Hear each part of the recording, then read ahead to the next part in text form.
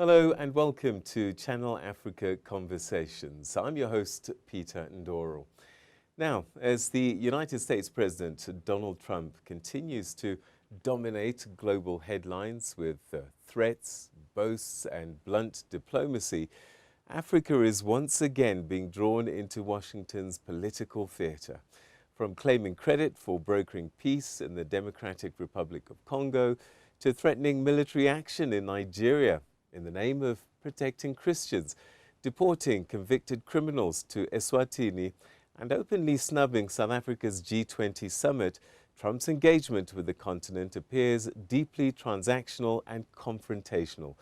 For this edition of Channel Africa Conversations, we examine what Donald Trump's words and actions reveal about his attitude towards Africa. How is this being read in Europe, and whether African governments should be bracing for a far more unpredictable relationship with Washington? Well, for a European perspective, we're now joined by Dr. Alex Vines, who's the Africa Director at the European Council on Foreign Relations, and he's joining us now from London. Dr. Vines, thanks very much indeed for joining us, and welcome to Channel Africa Conversations. Thank you for inviting me. So, Donald Trump, when we look at his one doesn't even know how to describe it, because a lot of the things that he says and does for many are quite unbelievable. But over time, do you see a genuine strategy, or is his behavior and his actions more impulsive and perhaps to do with domestic policy? Oh my goodness, it's all of that. So there is domestic policy, the threatening to do military action in Nigeria over Christmas. That was all to play to the Make America Great Again base, evangelical base in the United States. So the timing, the wishing Merry Christmas after the military action, all of that.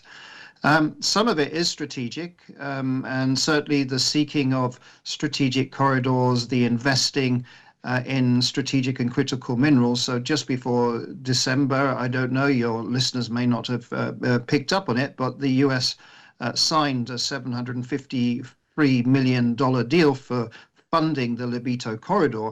And in fact, that's a partnership with the Development Bank of Southern Africa. It's actually going to be paying for rolling stock manufactured in South Africa. So behind the headlines, you do have to look at a bit of nuance here. So there is logic there. The driver for it is a competition against China. So it's about getting minerals out of Congo, particularly copper and cobalt, down the Lobito railway line. But it's also about procuring locally, including from South Africa. And then you have ideology in this. And so the relationship, particularly with South Africa, is very difficult, very fractious. The snubbing of the G20 participation of South Africa this year is an example of that.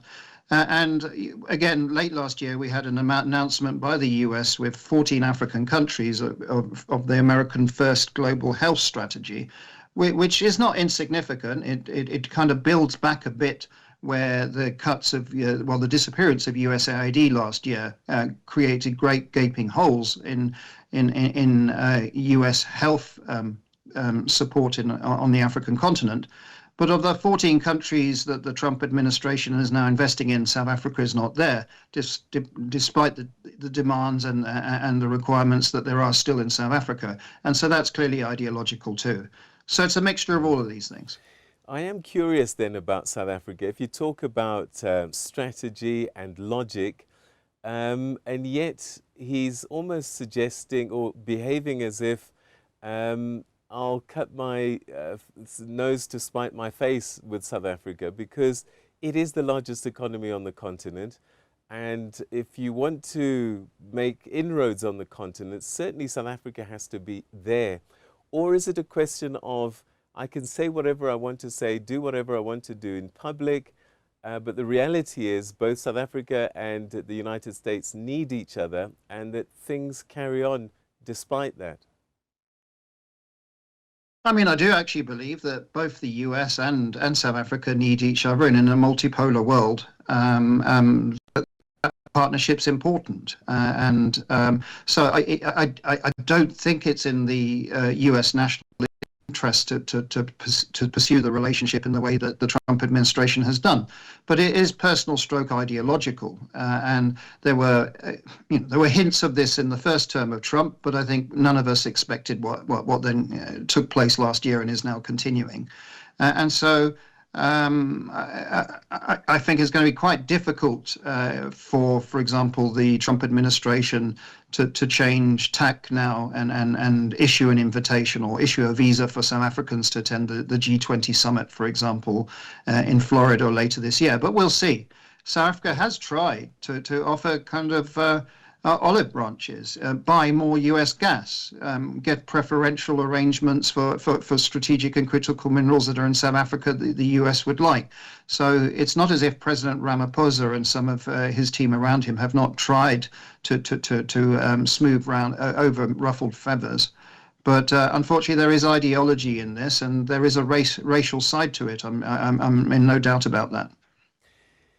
So European powers, when they watch all of this, what do they make of Trump's perspective on Africa and some of the things that he said and done, particularly things like accusing South Africa of genocide? Do they take him seriously, or they just watch with indifference? Well, they don't watch in indifference. Most, well, not most, but many European policymakers that I speak to, and I have a pan-Europe network of offices. My headquarters is in Berlin. The people are raising their eyebrows and they're, well, this is Trump. I mean, Europe itself has its preoccupations with war in Ukraine, so that's on the European frontier. And now Mr. Trump's intentions over Greenland is something that is preoccupying Europe enormously. But I have to say, I'm also seeing that Europe now sees greater opportunity for partnerships on the African continent. They see room opening for Europe to engage. And I mean, in some places, that is also in partnership with the United States. So the Lobito corridor that I've already mentioned is something that the Europeans, through their Global Gateway initiative, are looking how to partner with America. The Americans are particularly interested in the extraction of minerals. Europeans are actually interested more in value addition, agribusiness, and kind of turning a minerals extraction corridor into something more developmental. In the end, there's an overlap of interest, which is competition against China. That's what's there. But I do think for South Africa in particular, with such a fractious, difficult relationship with the US, European markets are going to be more important than they were. And so South African diplomacy is going to increase again towards Europe. I know that your President Ramaphosa, is planning a trip into Europe later this year, including visits probably to places like Germany. That makes a lot of sense to me. In this multipolar world, South Africa can ill afford to not try and get access to broader markets. And China and the BRICS will only provide a certain amount of that. And some BRICS countries are in deep trouble. I mean, so I do think that makes a lot of sense. Dr. Vines, you've mentioned Greenland, and he's threatened action there. He's threatened and actually carried out action in Venezuela. And then, of course, there's Cuba that's on standby. He's then said to Nigeria, if Christians continue to get targeted, he'll take military action. Is this something that we should take seriously on the continent? Well, I mean, we've seen what's happened in Venezuela. If I was in government in Havana, I'd be seriously concerned. Also, because I mean, the foreign secretary for the United States is of Cuban heritage, so there's a long history of desire for change of administration in Cuba. Greenland, we'll see how that plays out. It's a complicated one. My own personal view is that it's also a remaining European colony. So South Africans and Africans will recognize the whole discussion about actually a proper decolonization process. The issue is that Greenlanders don't want to be colonized by the United States either. So they do want to probably decolonize from Denmark, but not be colonized by anybody else. So it's an issue of self-determination. We'll see how that plays out. I have a feeling that Trump is playing out of his playbook. So he's kind of softening up Europeans for a negotiation. But it is a turbulent world. In terms of Nigeria, a lot of it is rhetoric. In fact, there are quite good conversations occurring between the Nigerian authorities privately and the United States Trump administration. The National Security Advisor, Mr. Rubadu, with a number of other key security officials, went over to the US in November, I think it was, and had some very deep conversations, including sharing intelligence. And I think that has resulted in the military action. So the rhetoric out of Washington is actually different from some of the pragmatic partnership that I think is developing there. Beyond transactions, minerals, and what he can get out of our resources, does he take Africa seriously and African leaders? I mean, famously, we saw the president of Liberia and the way he spoke to him saying, "You speak good English." It's almost as if he looks down upon the continent. Yeah, I mean, I think he does look down on the continent, except for where there's a strategic interest, which is about minerals, where there is this transactionalism. That lunch with Trump was the Liberian president and speaking English showed how poorly informed President Trump was about African geography. And what's very live at the moment is also how the US is turning the screw on issuing of visas to Africans. 24 African nations now will need to provide bonds for the issuing of visas. That includes Nigeria and Angola. A number of the restrictions now come in on the 21st of January this year. Malawi started this all off last year. And so that's even going to make difficulties, for example, for Cote d'Ivoire and Senegal to play in the World Cup football matches that they have been scheduled to play in the United States. So it is very contradictory and very detrimental. Again, I think this opens up opportunities for regions like Europe that although, again, visas are a perennial problem, I think, in terms of mobility, that if Europeans can improve their act, there will be a lot more benefits in terms of partnership between Europe and Africa. Does Trump's policies and stance when it comes to Africa complicate things for Europe? And I'm asking this in the sense that Africa sometimes looks at Europe and Africa and the United States all as part of the global West. Does Trump then pull Europe into that, or is Africa quite clear that they're dealing not even just with the United States, but rather with Donald Trump, and that maybe this too shall pass? Yeah, I mean, I still think it could be episodic. And by the end of this year, when we've had the midterm election results in the US, we will have probably, may well have moved past peak Trump. He'll be weaker. We'll have to see. But I do think that we won't go back to a default position of the past where you'll have the rest, the West and then the rest. The world is changing. There are emerging middle powers. South Africa has its ambitions. You in South Africa hosted the G20 for the first time on African soil. This is all very positive. And so what I do see through Europe is that Europeans themselves are also designing, both at an EU level but also at a national level, new strategies and approaches to Africa. So the Icelandic government is creating its first ever Africa strategy. Ireland and Malta are revising theirs. The Italians have a big initiative called the Mate Plan, and we'll be having a summit on the African continent. France is having its first ever France-Africa summit in Nairobi this year. That's telling you something. So I think there is a diversion away.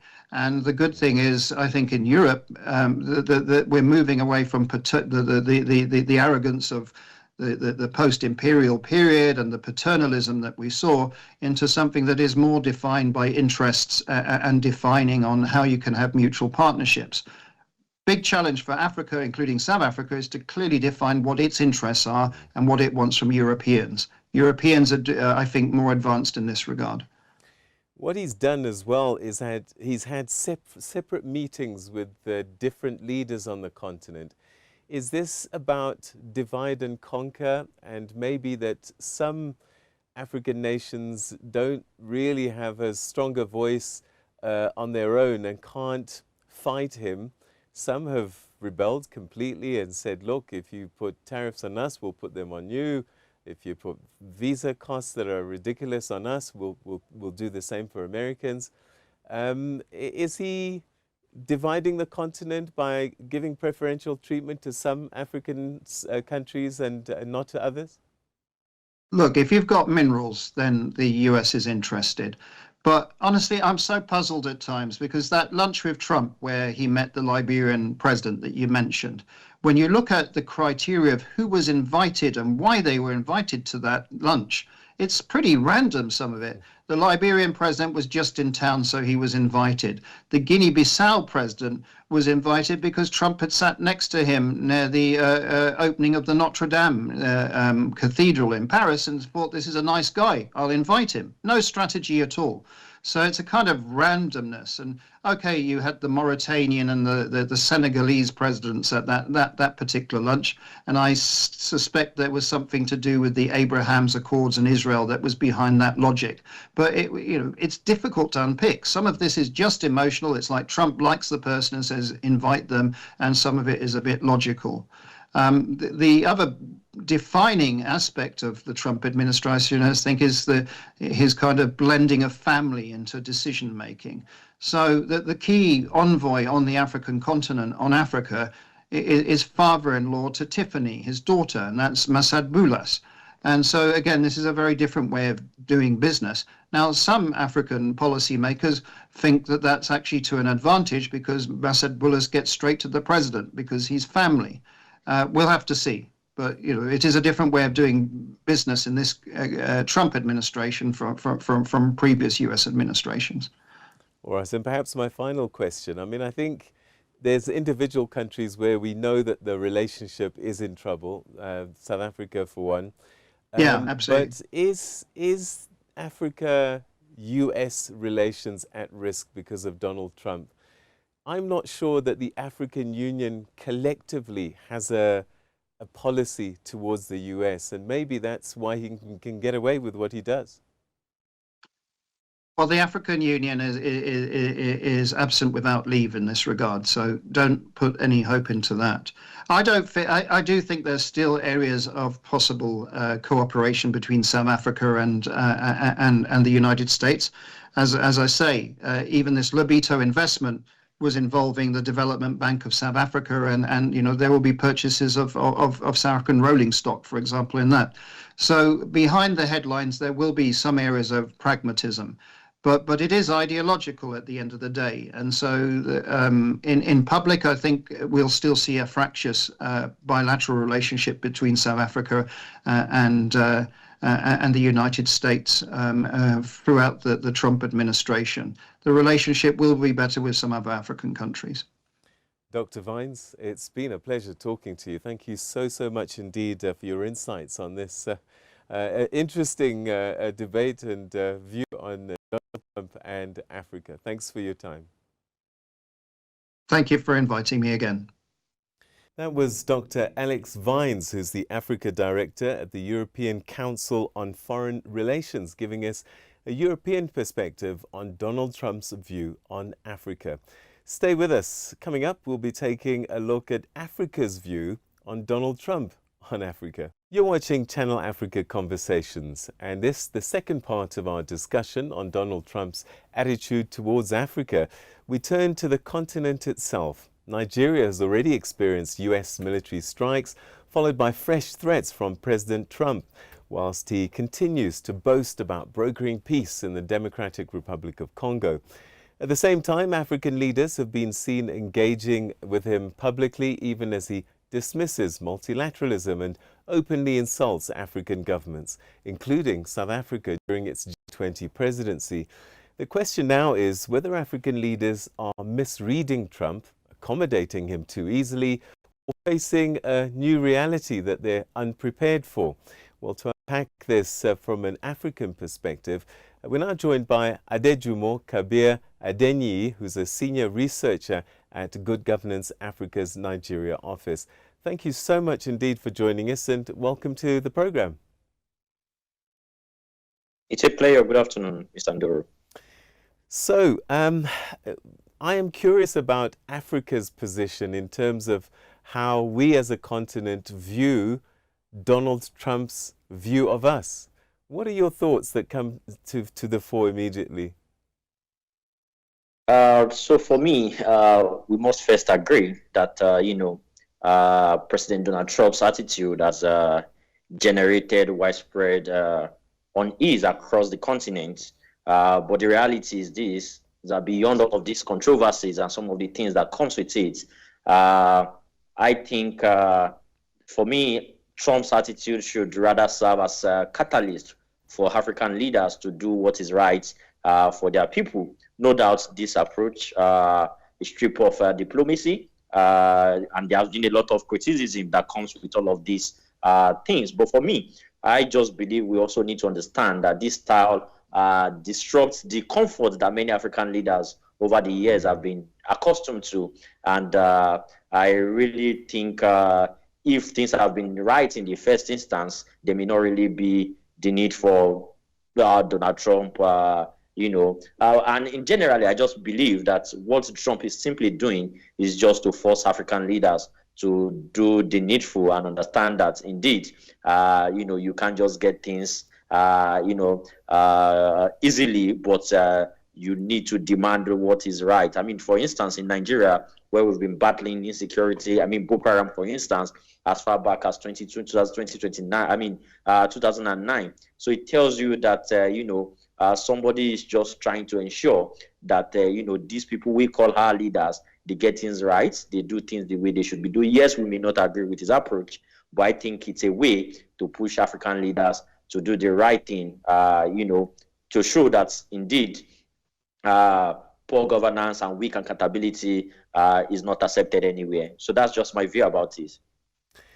Do you think that Donald Trump looks at Africa and says that these guys are wholly dependent on the United States? I can do and say whatever I want because they won't retaliate? So basically, like I said, ordinarily, if leaders had in the past invested in transparency, institutional capacity, and credible initiatives before now, there wouldn't really be need for us to be asking ourselves questions of whether it is Trump today, it could be another person tomorrow. For instance, look at Nigeria. What Trump has done in the past, by saying, oh, I'm going to take charge,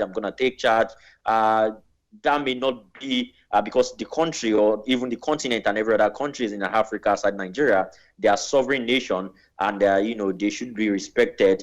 I just so much believe, again, like I mentioned, that it's just the need for African leaders to take greater ownership of their own, government in terms of security. Yes, external military approach by saying I'm going to send in military into Nigeria. For me, in as much as external support, it's great, but it shouldn't just be something that, to be done without the agreement of other countries. And that's why you must commend Nigerian government, when Donald Trump did mention that he was going to come take over, he's going to send his military down to Nigeria. The federal government, through the President Bola Ahmed Tinubu administration, sent a delegation led by the NSA, Malam Nuri Badu, down to the United States to have this negotiation. And we have seen the result of this. Aside from the recent blast, you also realize what we witnessed just yesterday. It was announced in the media that the U.S. is supplying Nigeria with some security equipment to fight insecurity. So this shows that African leaders, if they do what is needful and come together with Donald Trump to realize that indeed we could achieve so much greatness without any threats, really. So the threat is a no, but like I said, the approach is a no, but is it forcing African leaders to do the right thing? Of course, yes. And we should see this as catalyst. What message do you think Donald Trump has sent to the continent in the way that he's treated South Africa when it comes to the G20, its presidency, and also now not being allowed to be part of the G20 process in 2026? So I would say that, Trump's disengagement from multilateral platforms such as G20 is often framed by many, as a kind of abandonment.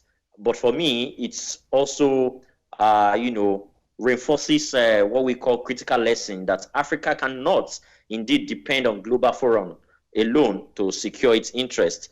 There's need for organizations like ours, the African Union, to come together to be not just an option, but an essential part of Africa's development. Whether with G20 or not, it is important that we take advantage that, yes, our own unions, ECOWAS, African Union, they must be strong enough to defend us in face of the adversities. Donald Trump has said some pretty hurtful things and insulted a number of African countries. Should Africa be taking a more united stance and saying, you come after one of us, you come after all of us? So the reality is this. Trump's rhetorics over the years, not even now, is also has always, he has always lacked that of what some consider as not being respectful and often lack respect. And also sometimes he even reinforces what we call harmful stereotypes. Yes, tone matters, and diplomacy should not normalize disrespect. But focusing alone on Donald Trump's tone risk missing the deeper opportunity, because we cannot just focus on his disrespect. So we should more focus, as I would believe, on the pressure. And I believe when this pressure, when met, will help us resolve and reform. And, they can accelerate accountability in Africa. So his tone, he's been known for that, whether disrespectful or not. But, Africa's future for me will be shaped with what we are able to do with the current reality. Has he been able to spur us to do the needful, or we just want to complain more about the way he speaks about Africa?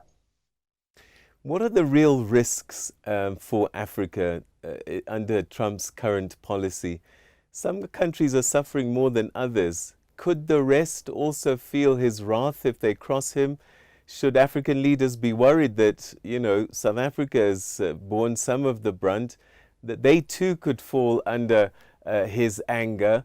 What are the real risks for Donald Trump's Africa policy? So for me, I think all of these things that's happening in Africa, as I mentioned earlier, is just for African leaders, our leaders, Nigeria, every other part of the country, South Africa, is to use this moment, to recalibrate in favor of their citizens. If leaders respond by strengthening institutions and doing what is needful, then things will be great. I think our future as a nation will not be shaped by the disposition of any U.S. president, but by the quality of the leaders we produce. Our leaders need to start doing what they ought to have been doing all this while. And when they do the needful, trust me, we're having discussing Trump now. If the needful had been done over the years, citizens will come out to speak up against undue pressure in their own land. And the African Union, should there be a African Union policy towards the United States and other countries in general? I would say there should be an African Union policy on accountability and transparency that allows citizens to get defend of democracy, citizens to have what is right, and to be able to defend themselves in terms of crisis.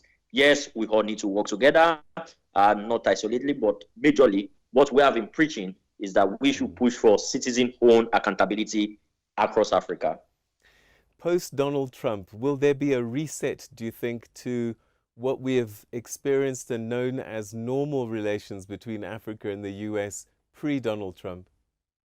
So definitely, every administrations have got their policies and their, so perhaps if other person come into power tomorrow, they feel like, okay, we need to re-strategize, we need to ensure that we build more relationship with Africa, but we must be prepared that whatsoever is coming after Donald Trump, we are ready, and they don't just look at Africa as a nation of unserious leaders, but a nation of competence, and where we can be speak out and be competitive when it comes to issues that matter. Adejumo, we'll leave it there. Thank you so much indeed for joining us on Channel Africa Conversations. Your insights greatly appreciated. Indeed, a pleasure. Thank you very much for having me. And that was Adejumo Kabir Adenyi, who's a senior researcher at Good Governance Africa's Nigeria office, talking to us about perhaps things that Africa should be paying attention to as we've been trying to unpack Donald Trump's attitude towards our continent.